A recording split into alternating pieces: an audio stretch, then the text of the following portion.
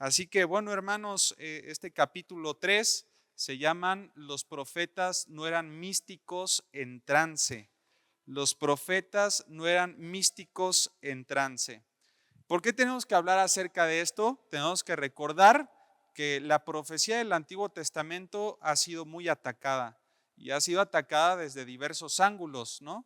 Como vimos en el capítulo pasado, hablamos acerca de los profetas contemporáneos y muchos atacan que la profecía de Israel fue influenciada por la cultura de Mesopotamia, fue influenciada por la cultura egipcia, fue influenciada también por los de Canaán.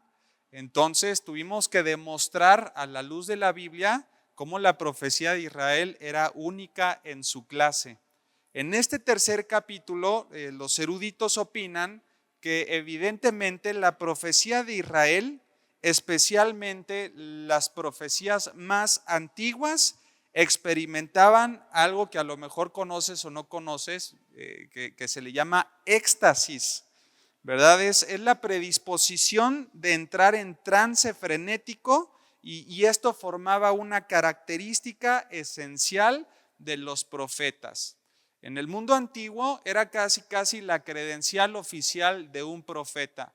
Si tú decías que eras un profeta egipcio, si decías que eras un profeta en Canaán y no hacías caso o practicabas el éxtasis, entonces no te reconocían como un profeta oficial. Ahora, yo como mencionaba ahorita, a lo mejor tiene relación con la palabra éxtasis, pero si no, yo quisiera definírselas un poquito para ir entendiendo este concepto, ¿no? ¿Qué significa entrar en un estado de éxtasis? Dice la siguiente filmina, lo vamos a poner ahí. Éxtasis es un estado alterado de conciencia en el que una persona experimenta una desconexión parcial o también puede ser una desconexión completa de la realidad circundante. Repito, el éxtasis es un estado alterado de conciencia en la que una persona experimenta una desconexión, puede ser parcial o completa, de la realidad circundante.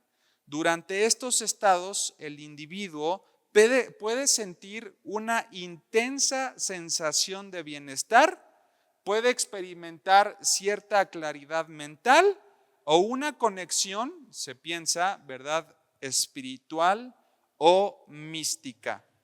En este sentido, hablando acerca del éxtasis, ¿verdad?, podemos hablar acerca también de diferentes características que siempre dependen de este concepto, ¿no? Son 6 principalmente. Tenemos que entender muy bien cuál es este concepto, por qué se dice que los profetas hacían uso de esta práctica y cuáles son también sus características. En primer lugar, como dijimos hace unos momentos, la desconexión de la realidad. La persona literalmente se desconecta del entorno inmediato y puede perder la percepción incluso del tiempo y del espacio. Cuando una persona entra en este sentido de éxtasis, se cree que pierde la percepción del tiempo. Algunos han dicho, de los que han experimentado, ¿verdad?, este fenómeno, dicen que se les pasa el tiempo demasiado lento, ¿verdad? O que el tiempo puede ser demasiado rápido, que no lo sintieron, a lo mejor sintieron que había sido un minuto, pero en realidad fueron 7, 8 horas en este trance o en este fenómeno, ¿verdad? Entonces te desconecta de la realidad. En segundo lugar, la alteración de la percepción. ¿Qué quiere decir? Que también se mete obviamente con todos los sentidos que el ser humano tiene, ¿no? Hay alteraciones en la percepción sensorial. Puede ser como visiones, ¿no? Ver elefantes rosas, ¿no? Ver por ahí algunas cosas diferentes, no sé, algo chistoso, visiones, se pueden experimentar sonidos o incluso sensaciones, ¿verdad?, dentro del cuerpo inusuales. Y estos pueden ser intensamente vívidos y también realistas. En tercer lugar, pérdida del control voluntario. Pérdida del control voluntario. En muchos de los casos, hermanos, que se experimenta este tipo de éxtasis, la persona no puede moverse o hablar de una manera consciente. No tiene dominio de sus extremidades y muchas veces no puede entablar una conversación que pueda ser congruente o consciente. El cuerpo puede estar totalmente inmóvil o incluso realizar movimientos involuntarios. Por otro lado, tenemos los sentimientos intensos, que es la cuarta característica. Sentimientos intensos. La persona puede experimentar emociones profundas, tales como la euforia. La persona puede experimentar una paz aparente, ¿verdad? Y temporal. La persona puede experimentar un temor de persecución o incluso un terror a morir o algún objeto o un personaje que puede ser inventado. Existen otro tipo de características que son este tipo de experiencias místicas. ¿Cuáles son estas? Estas son dependientes totalmente de los contextos religiosos o espirituales. Y esto es lo que vamos a estar desarrollando un poquito más adelante. Los individuos, los sacerdotes o las personas que practicaban el éxtasis pueden sentir o llegar a creer que están en conexión con deidades, entablando una conversación directa con ellos. Pueden sentir que están teniendo también un tipo de dinámica con los espíritus o algún tipo de fuerza sobrenatural. Entonces, desconexión de la realidad, alteración de la percepción, pérdida del control voluntario, sentimientos intensos, experiencias místicas o en sexto lugar también las experiencias espirituales. ¿En qué contextos se practicaba más el sentido del éxtasis? Bueno, obviamente en la parte religiosa y en la parte espiritual. De hecho, es donde más se practica y se practica mucho hoy en día, ¿verdad? Tú puedes ir con algunos de adivinación, puedes ir con algún brujo. Bueno, no vayan, ¿verdad? No sé por qué estoy diciendo pueden ir. Pero las personas que van y consultan, ¿verdad? A brujos, a chamanes, yo me recuerdo que mi papá dentro de su testimonio me contaba que se iba a Huautla de Jiménez, ahí en Oaxaca, y consumía hongos, ¿verdad? Una de las discípulas de María Sabina, una bruja de allá, pues los guiaba en este trance, ¿verdad? En este éxtasis. Entonces, mayormente esta práctica obviamente está dentro del contexto religioso y espiritual. ¿Por qué? Porque creen que es una forma de comunicación divina directa. Por el otro lado, por ejemplo, los sufíes, así se les llama, los sufíes en el Islam, son personas que practican mucho el éxtasis, y los chamanes en diversas culturas indígenas dentro de México principalmente. ¿En qué otro contexto se puede dar? En meditaciones y prácticas espirituales, ¿verdad? Hay yogas, yo he escuchado, es que hay yoga buena y hay yoga mala, ¿verdad? La yoga buena es la que solo haces los estiramientos, pero no te metes con la filosofía de la yoga, ¿no? Pero bueno, si empiezas a estudiar un poquito acerca del trasfondo de la yoga muchas veces utilizaba esta práctica porque evidentemente se te relajaba la mayor parte de los músculos y los ligamentos del cuerpo.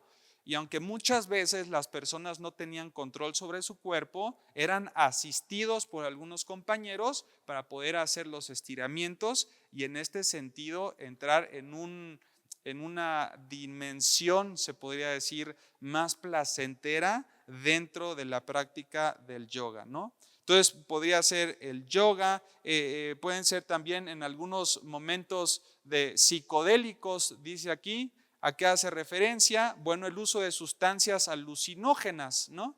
Son sustancias que le ayudan a aquel que las consume a poder experimentar este sentido de éxtasis. Actualmente, como el LSD, la psilocibina, la mescalina y todos estos tipos de sustancias ayudan mucho a las personas a poder experimentar este sentido del éxtasis. Y pues bueno, uno de los principales también es la música y la danza. De hecho, en el contexto cristiano, ¿verdad? Los cristianos que son un poco más conservadores, y así le vamos a decir, y que no creen, por ejemplo, en los dones espirituales, como son las lenguas, como son el profetizar, etcétera, etcétera, dicen que los hermanos que practican este tipo de cosas dentro de la iglesia son porque por medio de la alabanza, por medio de la música y de los ritmos repetitivos, es muy fácil poder experimentar este tipo de fenómeno también. Y bueno, por último, ¿cuál es otro de los contextos? Es por medio de la hipnosis, ¿no? La hipnosis clínica puede inducir en un estado de trance en el que la persona es altamente sugestionable. La persona es muy fácil que por medio de la hipnosis pueda abrir su corazón, pueda ser un poco más honesto y honesta, un poco más vulnerable, y en este sentido poder atacar algún problema interno o emocional que tenga, ¿no? Entonces, hermanos, entendiendo un poquito acerca del éxtasis del mundo antiguo, entendiendo el éxtasis incluso aún en la práctica actual, es muy importante, ¿verdad?, este parámetro que nosotros lo estamos dando para poder entender un poquito más por qué los que atacan, ¿verdad?, por qué los eruditos dicen que la profecía de Israel dependía totalmente del éxtasis. Ahora, en la siguiente filmina hay un oráculo, se le dice el oráculo de Delfos, que era una institución religiosa de la antigua Grecia. Y esta es prácticamente la cuna, ¿verdad?, de la práctica del éxtasis. Y como el imperio griego, ¿verdad?, fue antes que el romano, ¿verdad? Y el romano fue cuando vino Cristo y estuvieron los apóstoles, etcétera, etcétera, y también hicieron muchas señales sobrenaturales. Bueno, se cree que esta es la cuna, ¿verdad?, de la influencia central sobre la profecía también del cristianismo.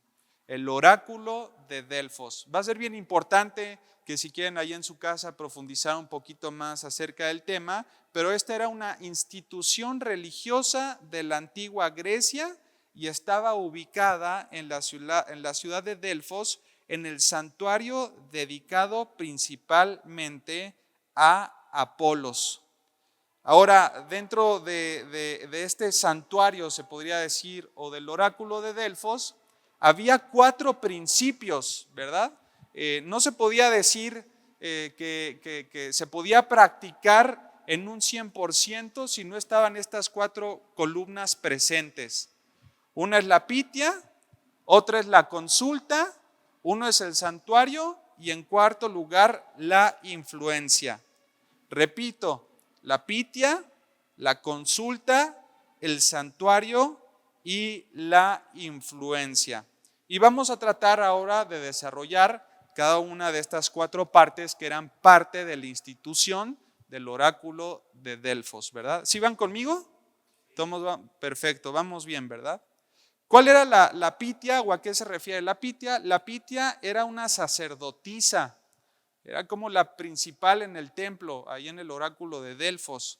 Era una sacerdotisa que actuaba como un medium, ¿verdad? La persona entraba en un trance que era inducido por vapores que emanaban de una grieta en el suelo del templo. El templo tenía una estructura, el templo tenía una construcción precisa para que la sacerdotisa se sentara. Debajo de ella había un cuarto, era como una cámara de vapores, así le llamaban. Y dentro de esta cámara los subordinados agarraban hierbas, agarraban ciertas cosas, ¿verdad?, que quemándolas empezaba a subir por el piso agrietado y entonces la sacerdotisa, la pitia, empezaba a olerlo, ¿verdad? Pasaban 5 o 10 minutos y entonces ella ya empezaba a entrar acá en un estado de trance. Y en ese estado de trance, entonces la sacerdotisa empezaba a pronunciar palabras que se interpretaban como mensajes traídos directamente de Apolo, uno de los dioses griegos, ¿no? Entonces la pitia era como el personaje principal, era aquella que entraba en el éxtasis y de esta manera podía traducir, podía interpretar, podía revelar un mensaje traído de la misma deidad. Y obviamente las consultas, ¿verdad? Si no había consultas, entonces no podían practicarse el éxtasis o no existiría este templo.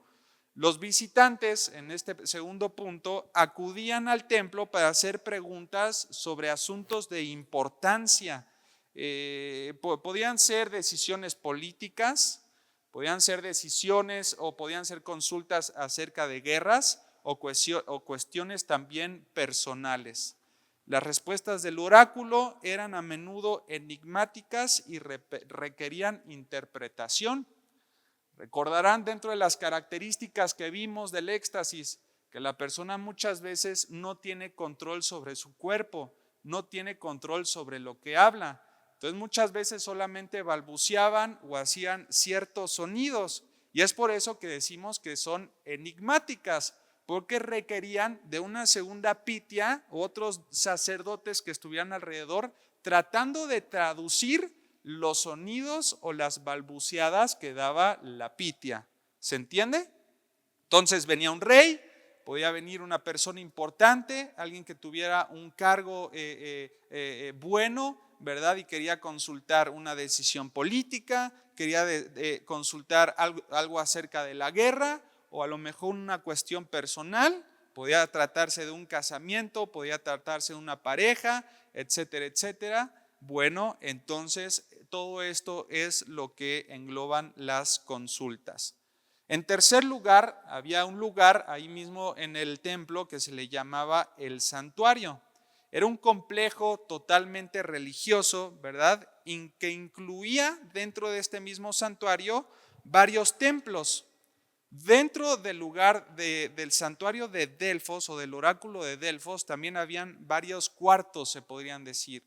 Y dentro de estos cuartos habían teatros, había un estadio donde se celebraban los Juegos Píticos, así se llaman, una de las competiciones atléticas más importantes de Grecia, que solo era superada en ese entonces, o bueno, se podía decir ahora por los Juegos Olímpicos, ¿no? Así lo exageran. Pero un juego muy importante y principalmente las pitias y el oráculo de Delfos eran los que sostenían económicamente y organizaban estructuralmente también los juegos en ese tiempo. También tenían control sobre el teatro y tenían el control sobre los tesoros y muchas otras cosas, ¿verdad? En tercer lugar, tenemos que hablar entonces, o bueno, ya por último, hablar acerca de la influencia. ¿Qué quiere decir esto? Nosotros debemos de saber que el oráculo de Delfos jugó un papel crucial, hermanos, elemental en la antigua Grecia. Jugó un papel tan importante que las tomas de decisiones del mundo antiguo, esto sí permeaba todos los continentes. El oráculo de Delfos tenía mucha influencia sobre el europeo, sobre el africano, sobre el asiático. Dice aquí que tomaban decisiones muy importantes del mundo antiguo. Sus profecías y los consejos de la Pitia influyeron en la política, en la guerra y en la religión de la época, no solo en el imperio griego, sino que también en todos los vecinos que estaban a su alrededor. Entonces, pues bueno, teniendo en cuenta esto, ¿verdad? Y entendiendo un poquito más acerca de la práctica del éxtasis y de la influencia tan grande que pudo haber tenido en el mundo, entonces ahora sí podemos avanzar a los tres pasajes, hermanos, que nosotros podemos encontrar en la Biblia. Hay otros que el libro menciona, pero lo mencionan como estados de locura o de delirio. No es lo mismo locura que éxtasis. Y no es lo mismo delirar que estar también en un estado de éxtasis, ¿verdad?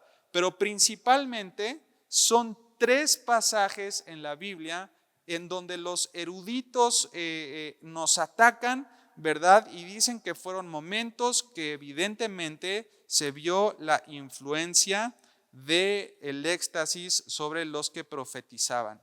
Vámonos, por ejemplo, ahí a Números capítulo 11, si me acompañan rápidamente, vamos a ver el primer ejemplo. Números capítulo 11, versículos del 25 al 29.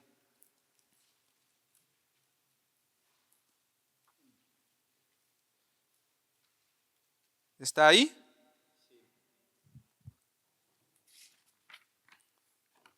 Números 11 del 25 al 29. Dice la palabra de Dios: entonces Jehová descendió en la nube y le habló, y tomó del espíritu que estaba en él y lo puso en los ¿qué? En los 70 varones ancianos. Y cuando posó sobre ellos el espíritu, ¿qué dice ahí la palabra? Profetizaron y no cesaron, es decir, que no pararon. Y esto se cree que fue durante mucho tiempo. Profetizaron y profetizaron y profetizaron. Versículo 26, y habían quedado en el campamento 2 varones, llamados el uno Eldad y el otro Medad, sobre los cuales también reposó el Espíritu. Estaban estos entre los inscritos, pero no habían venido al tabernáculo, y profetizaron en el campamento. Versículo 27, y corrió un joven y le dio aviso a Moisés y dijo: Eldad y Medad profetizan en el campamento.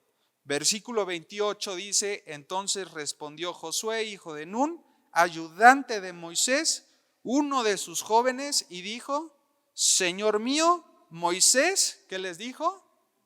Impídelos, ¿verdad? Cayó el espíritu sobre 70 ancianos. Y había pasado cierto tiempo y solamente 68 habían cesado de profetizar, pero 2 agarraron monte, hermanos, ¿verdad? Dice que agarraron monte y seguían profetizando, y de repente le dijeron a Josué, y Josué llegó molesto con Moisés y le dijo: Moisés, por favor, impídelos, ¿verdad? Ya cállalos, porque a lo mejor algunos ya quieren dormirse, quieren entrar en sus tiendas, quieren tener un tiempo de comida, pero estos cuates a lo mejor están molestando, ¿verdad?, con su profetización. Y fíjate lo que le responde Moisés en el versículo 29, y Moisés le respondió: ¿tienes tú celos por mí? Ojalá todo el pueblo de Jehová fuese ¿qué? Fuese profeta, y que Jehová pusiera su espíritu sobre ellos. El versículo 30 dice: y Moisés volvió al campamento, él y los ancianos ¿de qué? Y los ancianos de Israel. Entonces, este es el primer elemento, es el primer pasaje que los eruditos toman para decir que estos 70 ancianos estuvieron experimentando un trance o un estado de éxtasis al momento de profetizar. Vamos a ver el segundo ejemplo, está en Primera de Samuel, vámonos rápidamente ahí a Primera de Samuel, capítulo 10. Y vamos a leer ahora del versículo 1 al 13. Vamos a estar leyendo varios versículos, pero si están anotando, ¿verdad? Ahí en su libreta pongan ejemplo número 1, Moisés, ¿verdad? Y los 70 ancianos, para que recuerden, solo como referencia. El ejemplo número 2, entonces, 1 Samuel, capítulo 10, versículos del 1 al 13. Tomando entonces Samuel una redoma de aceite, la derramó sobre su cabeza y lo besó y le dijo: ¿no te ha ungido Jehová por príncipe sobre su pueblo Israel? Versículo 2, hoy, después de que te hayas apartado de mí, le dice unas señales. ¿Cuáles son? Les dice: hallarás 2 hombres junto al sepulcro de Raquel en el territorio de Benjamín, en Selsa, a los cuales te dirán: las asnas que habías ido a buscar se han hallado. Tu padre ha dejado ya de inquietarse por las asnas y está afligido por vosotros, diciendo: ¿qué haré acerca de mi hijo? Esa es la primera señal. La segunda señal dice: y luego que de allí sigas más adelante y llegues a la encina de Tabor.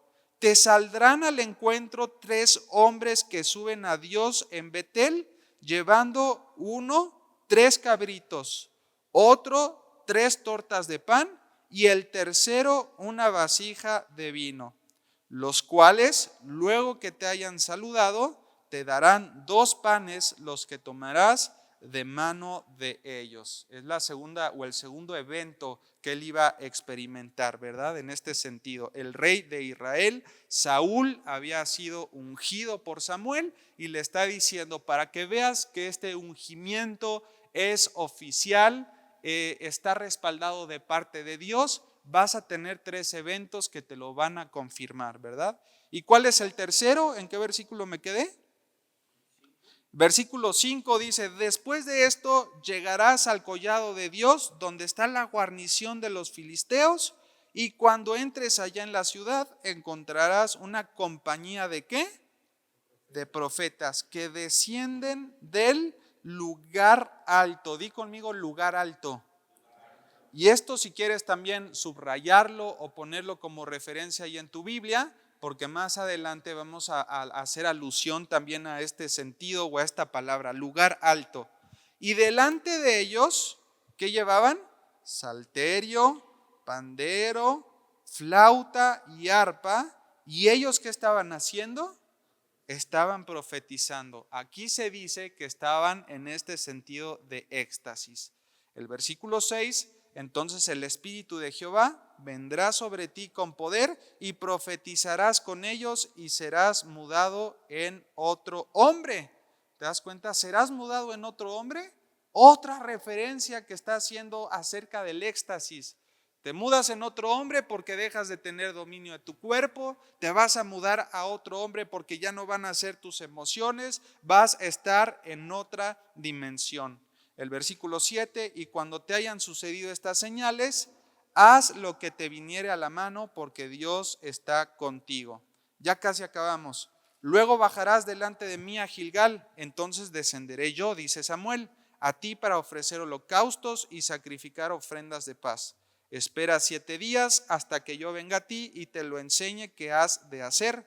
Te enseñe lo que has de hacer. Versículo 9: aconteció luego que al volver él la espalda para apartarse de Samuel, le mudó Dios su corazón y todas estas señales, ¿qué dice?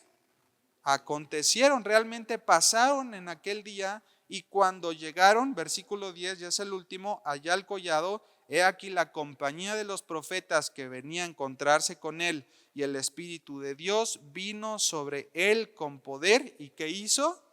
Y también empezó a profetizar, ¿verdad? Con ellos. Entonces, la tercera característica del encuentro, le dijo: te vas a encontrar con unos hombres que van a estar profetizando, tú vas a llegar, va a venir el Espíritu también sobre ti y tú también vas a empezar a profetizar. ¿Cuál es entonces el ataque en este sentido? Que los profetas y que Saúl estaban entonces haciendo la práctica del éxtasis. Entonces, el ejemplo número 1, Moisés con los 70 ancianos. El ejemplo número 2, Samuel unge a Saúl como rey.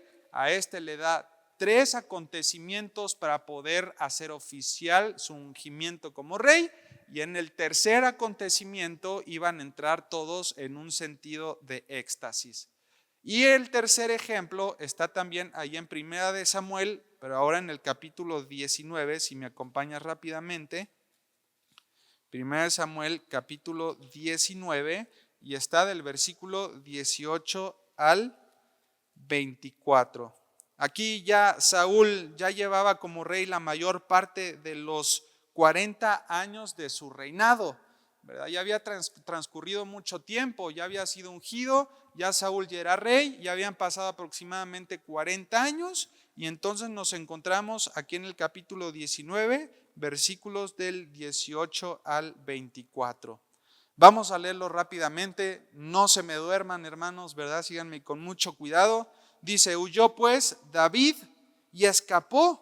¿De quién estaba escapando, hermanos? De Saúl, ¿verdad? ¿Se acuerdan que Saúl estaba celoso, estaba con envidia en su corazón porque los hebreos gritaban: Saúl mató a sus 1000, pero David a sus 10,000, ¿verdad? Entonces por ahí Saúl tenía algo en contra de David y David escapa y viene a Samuel en Ramá y le dijo todo lo que Saúl había hecho con él. Y él y Samuel se fueron y moraron en Naiot. Versículo 19: y fue dado aviso a Saúl diciendo: he aquí que David está en Naiot en Ramá. Entonces Saúl envió mensajeros para que trajeran a David, los cuales vieron una compañía de profetas que profetizaban y a Samuel que estaba ahí y los presidía. Y vino ¿qué? El Espíritu de Dios sobre los mensajeros de Saúl. El primer grupo que Saúl había mandado para que trajeran a David, los envió y ellos fueron bien valientes. No, sí, ya sabemos dónde está. Llegaron, estaban profetizando y tómala, ¿verdad? Que viene el Espíritu de Dios y los mensajeros, dice la palabra de Dios, que ellos también empezaron a profetizar.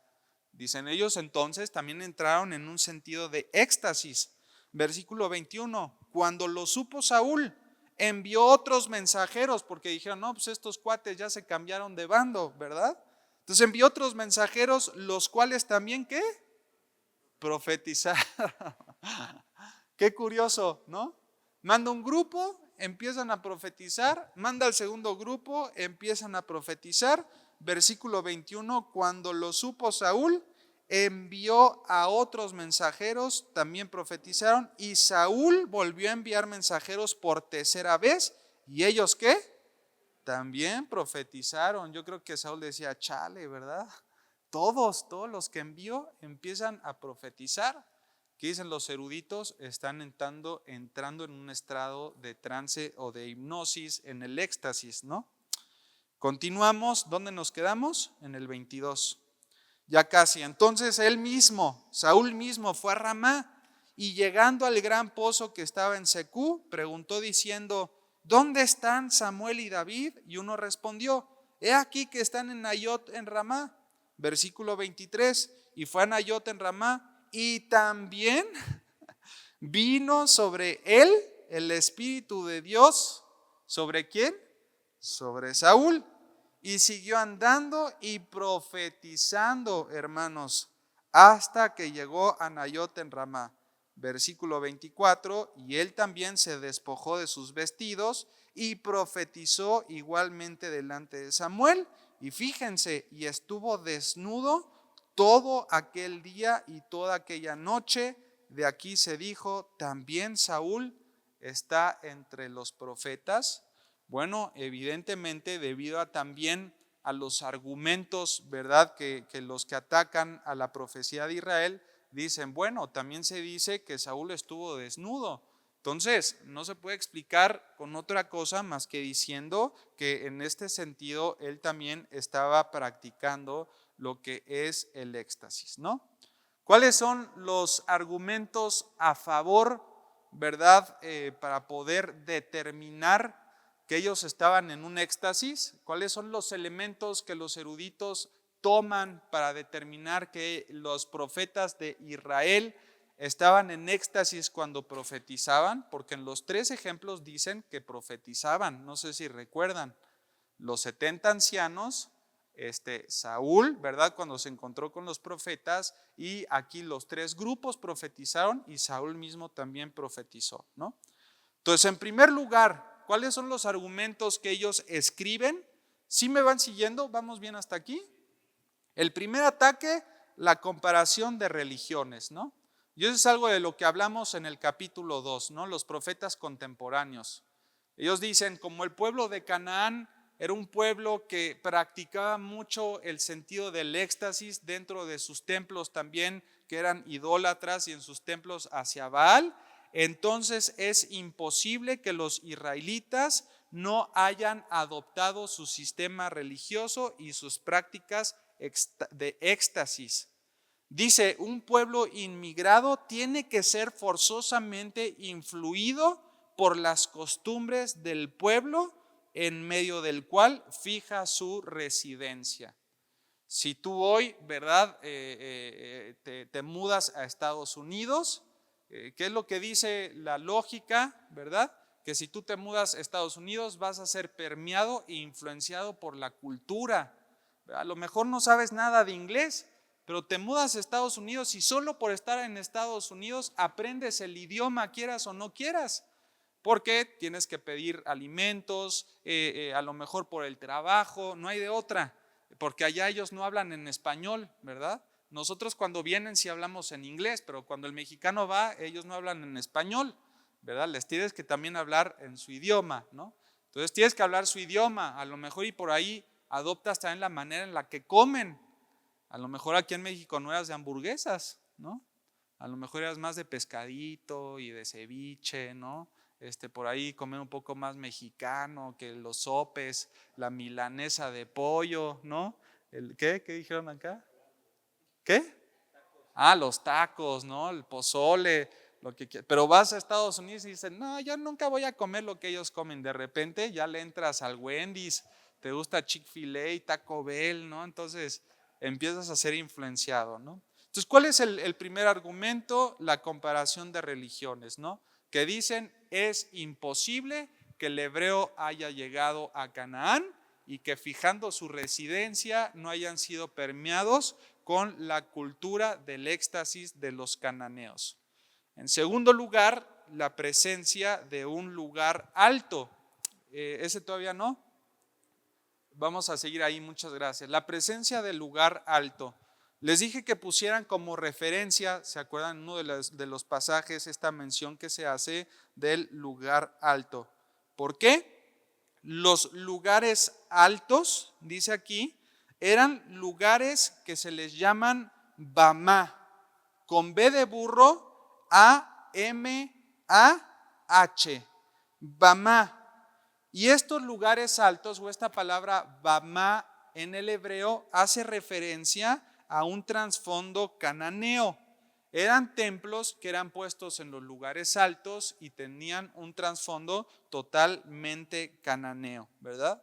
Así que les resulta muy lógico decir que dichos profetas estaban influidos por las prácticas cananeas en Bamá, en el templo, que estaban en los lugares altos y estaban asociados también con el éxtasis. Como el pasaje menciona que venían de un lugar alto, ellos asumen que venían entonces de un templo cananeo. En tercer lugar, los instrumentos musicales que también se mencionan. Ahí en algunos de los pasajes dicen que estaban con el salterio, con pandero, ¿verdad? Y con danzas y tambores. Bueno, los que están a favor del argumento del éxtasis dicen, estaban haciendo uso de los instrumentos para llegar a este sentido de trance. Recordarán que en la introducción dijimos que uno de los métodos que se utilizan para poder llegar al éxtasis son los instrumentos y la música, ¿verdad? Entonces, bueno, como la Biblia lo menciona, es probable que se utilizaran, ¿verdad?, en este contexto para este objetivo. Y en cuarto lugar, pues a mí se me hizo un tanto ilógico, ¿verdad? O el cuarto elemento que ellos utilizan para poder atacar el éxtasis de los profetas, dicen que el Espíritu de Dios haya estado involucrado en los incidentes, ¿no? A ver si se entiende.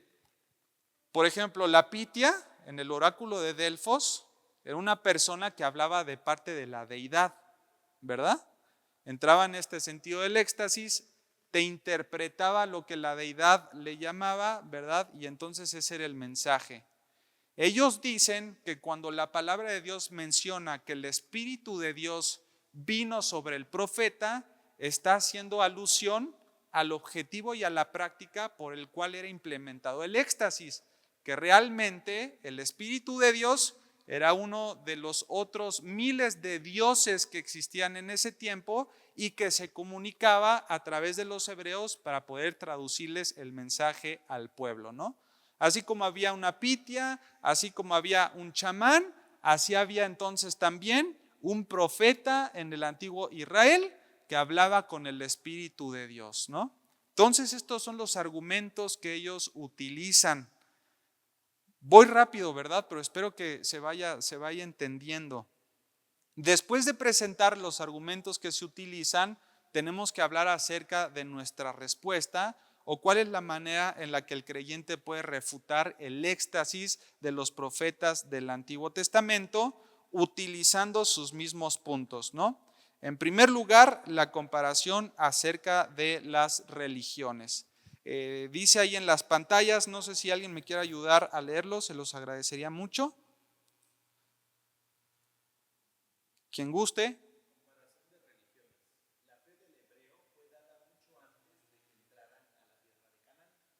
Ahí está. ¿Y el segundo punto? Deuteronomio es la repetición de la ley a los que entrarían a la tierra prometida con el fin de que no adquirieran las ideas y costumbres de los cananeos. Ahí está. El primer punto que dice que la fe del hebreo fue dada mucho antes de que entraran a la tierra de Canaán, ¿no? Se recuerdan que los hebreos estuvieron 400 años en esclavitud bajo Egipto y después de salir de ahí hubo una limpieza, una purificación y ellos estuvieron 40 años dando vueltas en el desierto. Tanto fue así que los primeros o la primera generación que salió de Egipto no fue la que entró a la tierra prometida, porque dentro de la narración de esos 40 años, uno puede ver que todavía el corazón de los hebreos estaba inclinado hacia la murmuración, estaba inclinado hacia la idolatría, estaba inclinado tal vez a ciertos tipos de prácticas paganas y religiosas como lo aprendieron en Egipto. Tanto fue así que cuando Moisés recibió las tablas de la ley, ya se estaban haciendo un becerro de oro, ¿verdad? Entonces la primera generación no entró a la tierra prometida, entró la segunda generación y por eso es el libro de Deuteronomio, Deuto o Deut, que es la repetición de la ley que ya había sido dada o la traducción. Moisés le tenía que explicar a la segunda generación la ley para que le entendieran, ¿verdad? Antes de entrar a la tierra prometida. Por ejemplo, vamos a Deuteronomio capítulo 34, si me ayudan. Deuteronomio capítulo 34, versículos del 5 al 8. Deuteronomio 34 y vamos a ver los versículos del 5 al 8. ¿Están ahí? Dice, y murió ahí Moisés, siervo de Jehová, en la tierra de Moab, conforme a lo dicho de Jehová. Y lo enterró en el valle, en la tierra de Moab, enfrente de Bet Peor, y ninguno conoce el lugar de su sepultura hasta hoy. Era Moisés de edad de 120 años cuando murió, sus ojos nunca se oscurecieron ni perdió su vigor, y lloraron los hijos de Israel a Moisés en los campos de Moab 30 días, y así se cumplieron los días de lloro y de luto de Moisés. Pero en este sentido, fíjate, incluso la palabra dice que nadie sabe dónde lo enterraron, porque si hubieran descubierto el lugar de su entierro, seguramente hubieran erguido, ¿verdad?, una estatua, una imagen, un templo, y se hubieran inclinado a adorar a Moisés por la referencia tan grande que era para ellos, ¿no? Entonces, hermanos, usted puede leer todo el libro de Deuteronomio y se puede ver, incluso en el capítulo 2 lo hablamos, todas las veces en donde Dios prohibió todo tipo de uso o de consulta a la adivinación, a los brujos o a la hechicería que los cananeos hacían. Entonces, en primer lugar, vimos la comparación de las religiones no puede ser cierta. Israel sabía lo que tenía que hacer y lo que no tenía que hacer una vez que entrara a la tierra prometida. En segundo lugar, el lugar alto del cual está hablando también en el argumento, ¿verdad?, de ataque. Fíjate, Samuel, que fue el que ungió a Saúl, ¿verdad?, dice aquí que ofrecía sacrificios en los lugares altos a falta de la existencia del templo. Ustedes recuerdan que antes del templo, ¿verdad?, estaba un tabernáculo y en el tabernáculo se llevaba a cabo todo el sistema de sacrificios. Pero hubo una guerra en Silo o Silo, creo que es con acento en Silo, en donde destruyeron el tabernáculo, tuvieron que esconder el arca del pacto. Y hubo un momento entre la destrucción del tabernáculo y la construcción del templo en donde se dice que los hebreos no tuvieron un lugar para hacer su sistema sacrificial y de culto. Entonces, en este tiempo, los sacerdotes, o en este caso, dice aquí Samuel, acostumbraba a irse a los lugares altos, ¿verdad?, en un espacio alto, abierto y con una extensión larga, ¿verdad?, y visible, a seguir con este tipo de sacrificios y poder entonces cumplir con lo que la palabra o Dios les había demandado, ¿no? Primera de Reyes, capítulo 3, versículo 2. No subían a los lugares altos al Bamá, al templo de los cananeos, subían a ofrecer sacrificios a Dios de acuerdo a lo que Dios les había pedido. Vámonos rápidamente, se nos está yendo el tiempo. Este tercer argumento en donde se utilizan los instrumentos musicales, ¿verdad? se habla de ellos en conexión con el descenso de los profetas del lugar alto. ¿Se acuerdan que ellos venían del lugar alto y venían tocando el salterio, venían cantando alabanzas, etcétera, etcétera? Dice aquí, la música que provoca éxtasis no se provoca mientras uno camina o mientras uno va, se podría decir, en una procesión, ¿se dice? Uno va así caminando en procesión. Generalmente la música que provoca el éxtasis dice que se tienen que quedar estáticos, tienen que haber alguna sustancia de por medio, y es la repetición de los ritmos y la repetición constante también de algunas coreografías.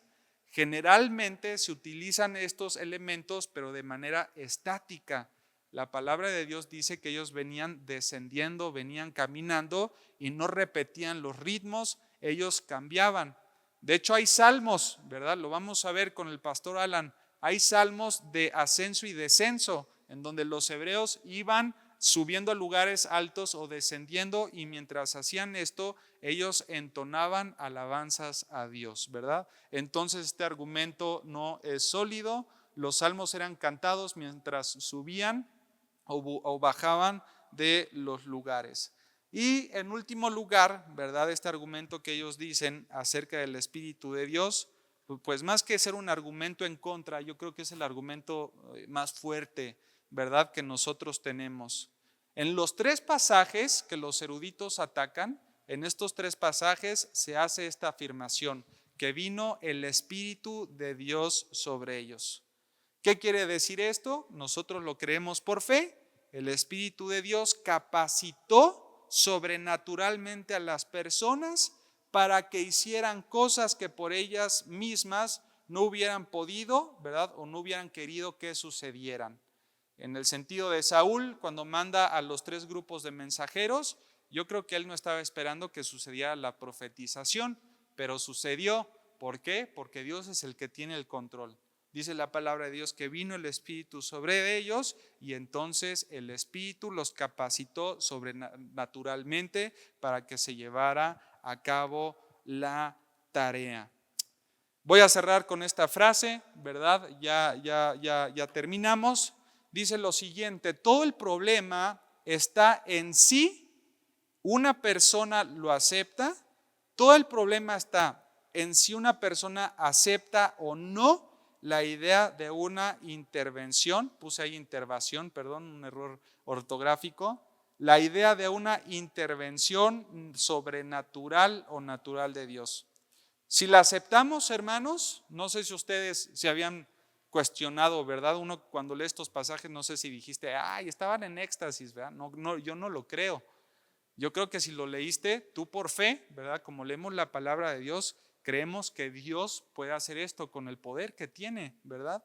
Si tú lo tomas por fe, no te costará trabajo tomar el pasaje de manera literal, sin la necesidad de obligar la idea de un estado de éxtasis a estas interpretaciones. Por eso, hermanos, qué importante es la interpretación que le damos a la palabra de Dios. Los que la atacan sacan un texto fuera de contexto solo para su pretexto, ¿verdad? Ay, es un éxtasis, ¿no? Pero los que somos creyentes en la fe y lo leemos, sabemos que Dios es poderoso para hacer todas las cosas. Amén. Entonces nosotros nos quedamos con esto, y cuando lo leamos no seamos parte del ataque, ¿verdad? Podemos decir, el Espíritu de Dios vino, y el Espíritu de Dios es sobrenatural y hace cosas también sobrenaturales. De esta manera cerramos el estudio, hermanos. Muchas gracias, y vamos a cerrar con una oración, ¿les parece? Padre, te damos gracias, Señor, por esta noche. Gracias, Padre, por el tiempo que podemos tener con tu palabra. Dios, el conocer el ataque que han recibido los profetas del Antiguo Testamento, hablando acerca de los profetas contemporáneos y hablando también de este sentido de éxtasis, Dios. Nosotros creemos con fe, Señor, que ellos estaban en una completa lucidez. Creemos, Padre, que el mensaje que tú entregaste a tus profetas, muchos de ellos fueron obedientes en trasladar el mensaje que tú les pediste sin la necesidad de maquillarlo, de quitarle o agregarle. Señor, creemos por fe todo lo que dice la palabra de Dios, y te agradecemos porque podemos crecer en tu conocimiento, Padre. Ayúdanos a seguir animados en este estudio, en los siguientes capítulos, en el nombre de Cristo Jesús. Amén y amén. Muchas gracias, hermanos.